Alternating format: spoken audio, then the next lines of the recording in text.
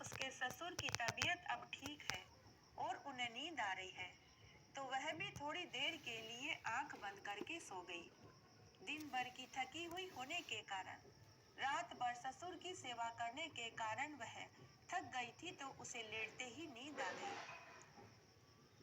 थोड़ी देर के बाद ही सुबह हो गई। चिड़िया चहचहाने लगी। तभी छोटी बहू की आंख खुल गई। तब छोटी बहू ने क्या देखा कि उसका घर अन्न-धन के भंडार से भरा पड़ा है। देखिए दोस्तों, मैं जगह कथा जगह सुन अन्न रही धन थी। के ढेर पड़े हैं। उसका देखिए जो घर सास अन्न में धन से सारा चीज प्रकाशित हो अपने रहा चढ़ा है। दिए हैं उधर ससुर के गणेश भी उल्टी भगवान को। दस्त बंद हो चुके थे। आश्चर्य में पड़कर बीच छोटी में बहू मोबाइल अपने ससुर से पूछने लगी डिस्टर्ब कि हो गई थी, पिताजी, इसीलिए मैं शूट नहीं हमारे कर घर में पाई। इतना सारा अन्न धन का ढेर देखिए कहाँ से आया? इतने सारे सोने चांदी के आभूषण, कीमती वस्त्र और अन्न और धन का ढेर कौन रख कर के गया? पिताजी, क्या कोई चोर नगर के राजा का धन हमारे घर में डाल गया?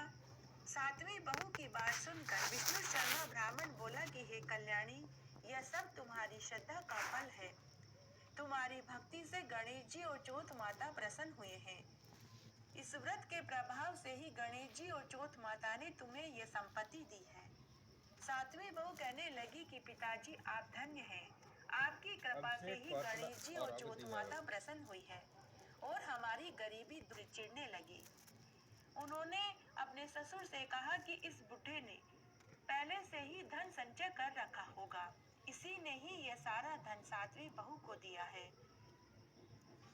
परिवार में कलह देखकर विष्णु शर्मा ब्राह्मण ने अपनी सातों बहुओं से कहा कि इसमें इसका और मेरा कोई दोष नहीं।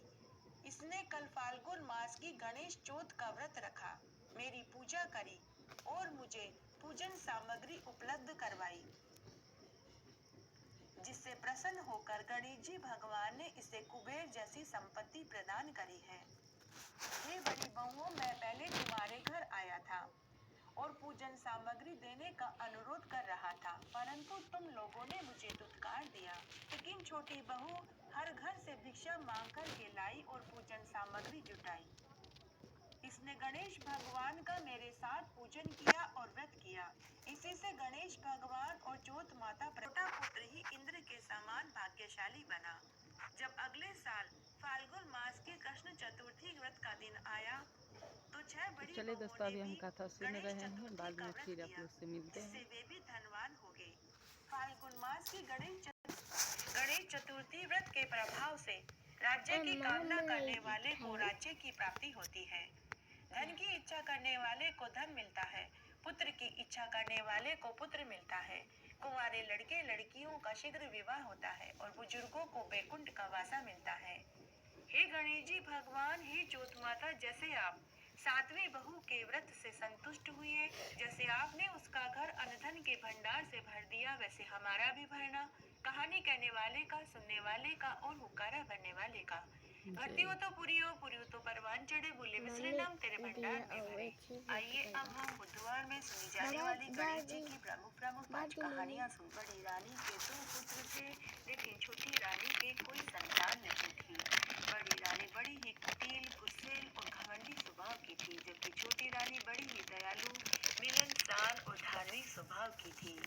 छोटी रानी गणेश भगवान की परम भक्त थी। वह हर बुधवार का व्रत करती थी और गणेश जी का पूजन में जाने के बाद राजा ने अपना काम निपटाया और बड़ी रानी ने जो सामान की लिस्ट दी थी, वह सामान उन्होंने मंत्री से मंगवा लिया। लेकिन बोला छोटी रानी पंडित जी के लिए बोला लेवे गणेश जी के। की मूर्ति लेना राजा भी भूल गए और मंत्री भी भूल गए और वे अपने राज्य की ओर लौटने लगे। अभी वे आधे रास्ते में ही लौटे थे कि मंत्री को गणेश जी की मूर्ति लेने वाली बात याद आई। मंत्री ने राजा से कहा कि हे महाराज, मुझे माफ करना, लेकिन हम तो छोटी रानी के लिए गणेश जी की मूर्ति लेना है भ्रष्ट कर दिया। तेरी वजह से मेरा भी धर्म भ्रष्ट हो जाता। इस प्रकार साहूकारनी ने छींक का नियम रखा तो उसके बेटे की जान बच गई। इसलिए अगर छींक आ जाए तो थोड़ी देर के लिए शुभ काम को टाल देना चाहिए। छींक का नियम रखना चाहिए। अब हम सुहाग की कहानी सुनेंगे। एक बार एक गांव में एक ब्राह्मण दंपति पंडित अपनी जी के 5 लिए आवे बेटियों के जाके साथ है। रहता था। उस ब्राह्मण की पांचों बेटियां भगवान महादेव की परम भक्त थी। सभी भगवान महादेव जी की जल से अभिषेक करती, घी का दीपक जलाती और 5 दिन तक सुहाग की कहानी सुनती थी। चारों बेटियों का दिया तो बहुत देर तक जलता था, लेकिन पांचवी छोटी बेटी का दिया बहुत जल्दी ही बुझ जाता था। बेटी ने घर आकर अपनी माँ से यह बात कही तो माँ ने कहा कि बेटी तू घी ज्यादा डाल दिया कर। थोड़े समय के बाद जब काटते काटते ही उसके पति की तबीयत बिगड़ने लगी और वो बेहोश होकर गिर पड़ा, तो उसकी पत्नी घबरा गई। जंगल में दूर तक और कोई नहीं था जिसकी मदद से वह अपने पति को घर ले आ पाती। तो देखिए दोस्तों, मेरा पूजा संपन्न हो गया। हम पंडित जी सारा के ले चुके। हम बहुत आज खुश हैं कि मेरे दरवाजे पर आज पंडित जी आए हैं। तो चलिए अब चलते हैं फिर नीचे।